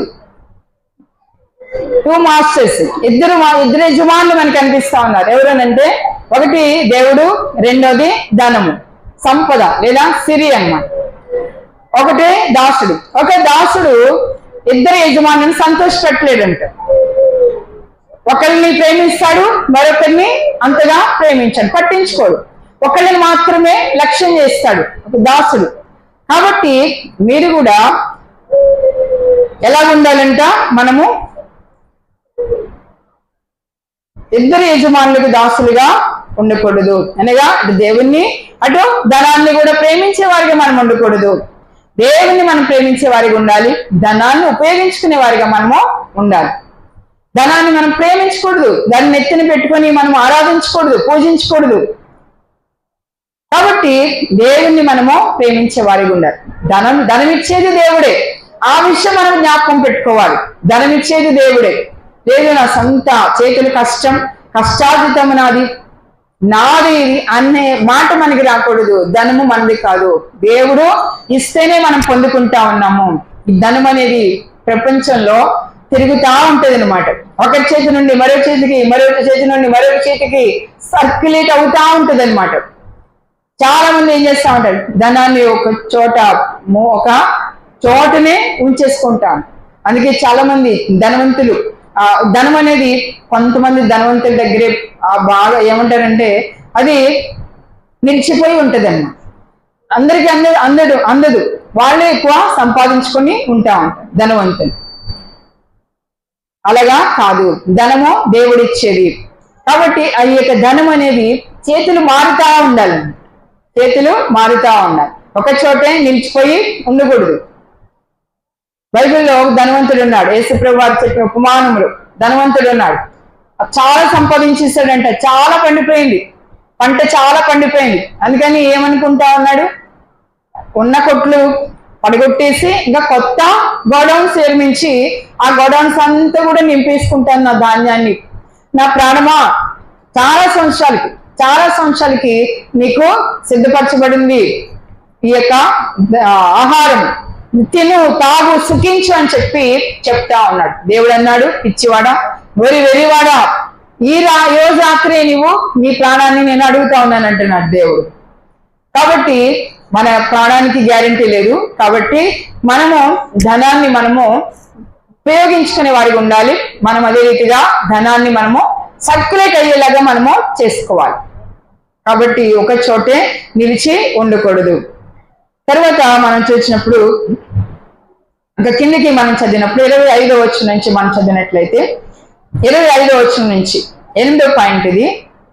25వ వచనం నుండి 34వ వచనం వరకు ఉన్నటువంటి విషయాలలో ప్రభువారు చెప్తా ఉన్నారు, మనం దేన్ని గురించి కూడా చింతించకూడదు. ఆహారం గురించి కానీ, లేకపోతే మన ప్రాణం గురించి కానీ, వస్త్రాల గురించి కానీ ఏమి తినాలి, ఏమి తాగాలి, ఏమి ధరించుకోవాలి, వీటి విషయంలో అంటే మెటీరియల్ థింగ్స్, ఈ భూ సంబంధమైనటువంటి ఈ యొక్క ఈ అవసరతల గురించి మీరు ఎంత మాత్రం కూడా చింతించవద్దు అని చెప్పి ప్రభువు సెలవిస్తున్నారు. చింతించడం వల్ల, ఆందోళన పడడం వల్ల, ఇదైపోవడం, కలవరపడడం వల్ల ఏది సాధించరు మీరు అని చెప్పి ప్రభువు సెలవిస్తారు. సమస్తము కూడా దేవుని చేతిలో ఉంటా ఉన్నాయి. మీరు దేవుని ఆశ్రయించి దేవుని మీద ఆధారపడినట్లయితే ఆయన తన గుప్పిలి విప్పుతాడు, తన ఆకాశపు వాక్యంలో తెరుస్తాడు, తన యొక్క ఆశీర్వాదం మీకు ఇస్తాడు.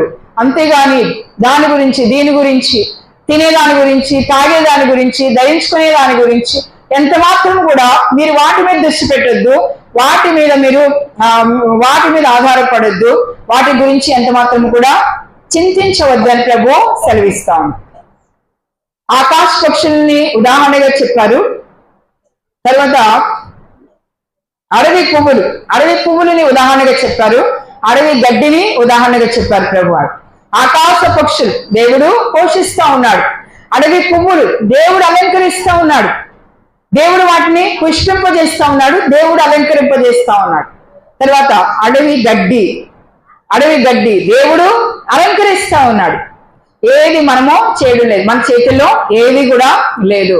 కాబట్టి ఈ యొక్క వీటిని విషయంలో ఆకాశ పక్షులు, అడవి పువ్వులు, అడవి గడ్డి, వీటి విషయంలోనే దేవుడు ఎంతో శ్రద్ధ తీసుకుంటున్నాడే. మరి నీ విషయంలో దేవుడు శ్రద్ధ తీసుకోడా?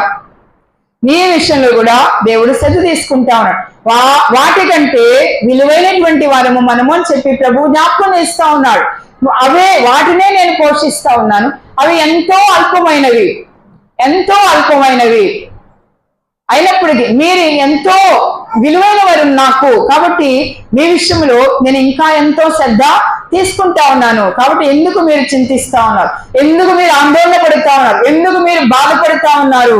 చింతించవద్దు, ఆలోచన పెట్టుకోవద్దు అని చెప్పి దేవుడు సెలవిస్తా ఉన్నాడు. దేవునికి స్తోత్రం, హల్లెలూయా. అంటే అవి ఎంత అల్పమైనవో మన జీవితం కూడా అంతే అల్పమైనది అని చెప్పి దేవుడు జ్ఞాపకం చేస్తా ఉన్నాడు. ఆ అడవి పువ్వులు, ఆ అడవి గడ్డి, ఆకాశ పక్షులు ఎంత అల్పమైనటువంటి ప్రాణులు, ఎంత అల్పమైనవో మన మానవ జీవితం కూడా అంతే అల్పమైనది. కాబట్టి అలాంటి అల్పమైనటువంటి జీవితం మనం కలిగి ఉంటా ఉన్నాం. ఎందుకు చింతిస్తా ఉన్నావు? ఎందుకు ఆందోళన పడుతా ఉన్నావు? నీ గురించి, నీ బిడ్డల గురించి, నీ భవిష్యత్తు గురించి, నీ జీవితం గురించి ఎందుకు నీవు ఆందోళన పడుతున్నావు? ఎందుకు ఆలోచిస్తున్నావు తీవ్రంగా? ఎందుకు అతిగా ఆలోచిస్తా ఉన్నావు? Over thinking. చాలా మంది ఓవర్ థింకింగ్ చేస్తా ఉంటారు. జరిగిపోయిన దాని గురించి, గతం గురించి తలుచుకుంటూ ఏడుస్తూ ఉంటారు, బాధపడుతూ ఉంటారు, లేనిపోయిన అనారోగ్యాలు తెచ్చుకుంటా ఉంటారు. లేకపోతే భవిష్యత్తు గురించి ఏమైపోతుందో, నా బిడ్డలు ఏమైపోతారో అని అతిగా ఆలోచిస్తూ ఉంటారు. ఈ రీతిగా అతిగా ఆలోచన చేయకూడదు. అతిగా ఆలోచన చేయడం అనేది అనర్థదాయకం, ఆరోగ్యానికి మంచిది కాదు. కాబట్టి ప్రభువారు చెప్తున్నారు, ఏమి తిందుమో, ఏమి తాగుదమో, ఏమి ధరించుకుందామో అని చింతింపకుడి. అన్యజనులు వీటి గురించి చింతిస్తారు. మీకు ఏమి కావాలో మీ పరలోక తండ్రికి తెలుసును. కాబట్టి 2 విషయాలు ప్రభు బోధించారు. ఏమిటంటే ఆయన రాజ్యాన్ని, నీతిని మొదట వెతకండి. దేవుడి రాజ్యాన్ని, ఆయన నీతిని మనం వెతికినట్లయితే మనకి ఏమి అక్కడిగా ఉన్నా, మనకేమి కావాలో ఆయనే చూసుకుంటాడు. దేవునికి స్తోత్రం, హల్లెలూయా. మా చిన్నప్పుడు మాకేం కావాలన్నా, మేము హాస్టల్లో ఉండేవాళ్ళం కాబట్టి మాకేం కావాలన్నా దేవుణ్ణే అడిగేవాళ్ళం. అడగడానికి, ఇవ్వడానికి ఎవరు లేరు మాకు. మా అమ్మ నాన్న ఇచ్చే స్తోమత వాళ్ళకి లేదు, అడిగితే ఇవ్వలేరు వాళ్ళు. ఇంకెవరిని అడుగుతాం? ఎవరిని అడగలేము. కాబట్టి ఏది కావాలన్నా సరే, తినేది కావాలన్నా సరే, తెలియదు కదా చిన్నప్పుడు, ఏది కావాలనుకున్నా సరే ప్రభువా డబ్బులు లేవు అందమో, లేకపోతే అది లేదు అందమో, ప్రభువా చాలా వస్తువులు ఉంటాయి కదా, డబ్బు లేదు, కొనివ్వలేరు తల్లిదండ్రులు. కాబట్టి ఎక్కువగా దేవుని మీదే ఆధారపడి దేవుణ్ణే అడుగుతా ఉండేవాళ్ళు చిన్నప్పుడు.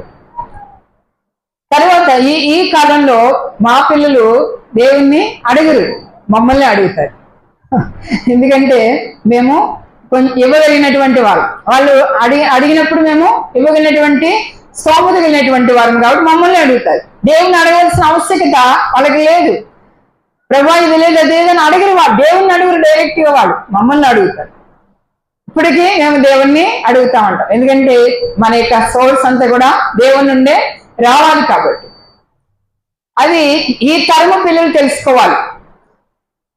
అన్నిటికీ తల్లిదండ్రులనే అడగడము, తల్లిదండ్రుల మీద ఆధారపడడం కాకుండా దేవుని దగ్గర కొన్ని విషయాలు దేవుని దగ్గర మనము అడగాలి. భవిష్యత్తు గురించి, లేకపోతే ఇంకా అనేకమైన వివాహము గురించి, ఇలాంటి విషయాలు దేవుని దగ్గర అడగాలి. తల్లిదండ్రుల్ని అడుగుతారా, అమ్మ నాన్న నాకు ఇలాంటి భర్త కావాలి, ఎగ్జాక్ట్ గా ఇలాగే ఉండాలి అని తేగలరా? తేలేరు, ఏదో ఒక లోపం ఉంటుంది. కాబట్టి దేవుణ్ణి మనం అడగడము నేర్చుకోవాలి. ఏ విషయంలో మన భవిష్యత్తు గురించి, వివాహము గురించి, ఉద్యోగం గురించి మనము దేవునిని మనము అడగాలి. దేవుణ్ణి అడిగి మనము దేవుని పైన మనం ఆధారపడి జీవించాలి. అది ఈ తరంలో, ఈ జనరేషన్ కి తెలియదు. ఏది కావాలన్నా అమ్మ నాన్నే అడగడము, అదే వాళ్ళకే తెలుసు. కాబట్టి ప్రభు అంటా ఉన్నారు, రేపటిని గూర్చి చింతింపకుడి, రేపటిని గూర్చి చింతింపకుడి, రేపటి దినము దాని సంగతులను గూర్చి చింతించిన ఏనాటి కీడు ఆనాటికి చాలు. పేతురు భక్తుడు చెప్తాడు మొదటి పత్రికలో 5వ అధ్యాయము 7వ వచనం అనుకుంటా, ఆయన మిమ్మల్ని గూర్చి చింతించుచున్నాడు గనుక మీ చింత యావత్తు ఆయన మీద వేయండి. దేవుడు మనల్ని గూర్చి చింతిస్తా ఉన్నాడండి. ఆయన మనల్ని గురించి లక్ష్యం చేస్తున్నాడు, అంటే మన మీద దృష్టి పెట్టాడు, మన గురించి ఆలోచిస్తున్నాడు దేవుడు. కాబట్టి మీ చింత యావత్తు ఆయన మీద వేయండి అని చెప్పి ప్రభు సెలవిస్తాం. అంతేకాకుండా ఫిలిప్పీయులకు రాసిన పత్రికలో కూడా మనం చూడొచ్చు 5వ అధ్యాయం 6వ వచనంలో, దేనిని గురించి చింతపడకుడి గాని ప్రతి విషయమునందును ప్రార్థనా విజ్ఞాపనముల చేత మీ విన్నపములు దేవునికి తెలియజేయుడి. చింతించడం మాని, అతిగా ఆలోచించడం మాని, ఆందోళన కలవరము మానేసి మనం ఏం చేయాలంట, ప్రతి విషయంలో ప్రార్థన విజ్ఞాపనముల చేత మన విన్నపాలు దేవునికి తెలియజేయాలి అని చెప్పి అక్కడ పౌలు భక్తుడు ఫిలిప్పీ సంఘానికి రాస్తూ బోధిస్తున్నాడు. కాబట్టి ప్రభువారు కూడా ఈ అధ్యాయంలో అనేకమైన విషయాలు మనకి తెలియజేశారు. దేవునికి స్తోత్రం, హల్లెలూయా. ఈ లోకంలో ఎలా జీవించాలి, ఎలా క్రమశిక్షణ కలిగి మనం జీవించాలి, ధర్మం చేయడంలో, ప్రార్థన చేయడంలో, ఉపవాసం చేయడంలో మనం ఏ రీతిగా క్రమశిక్షణ కలిగి మనము జీవించాలి. తర్వాత ఎలాగూ మనము ఇవ్వకూడదు, ఎలాంటి హృదయంతో మనము ఇవ్వాలి, మనం ఇచ్చేది ఎలాంటి హృదయంతో మనము ఇవ్వాలి, ఎలా ఇస్తే దేవుడు మనకి ప్రతిఫలము ఇస్తాడు అనేది మనము చూస్తాం. Wrong kind of giving and the right kind of giving. తర్వాత రాంగ్ కైండ్ ఆఫ్ ప్రేయర్, ఎలా ప్రార్థన చేయకూడదు, ఎలా ప్రార్థన చేయాలి, రైట్ కైండ్ ఆఫ్ ప్రేయర్. తర్వాత మనము చూసినట్లయితే ఇంకా మోడల్ ప్రేయర్, యేసు ప్రభు ఒక మోడల్ ప్రేయర్ నేర్పించారు, దాని ప్రకారం మనము ప్రార్థన చేయాలి. తర్వాత పాప క్షమాపణ యొక్క ప్రాముఖ్యత గురించి కూడా ప్రభు తెలియజేశారు. క్షమించేటువంటి మనసు మనము కలిగి ఉండాలి. తర్వాత ఉపవాసం ఏ రీతిగా ఉండాలి, ఉపవాసం ఎలాగా ఉండాలని ప్రభు నేర్పించారు.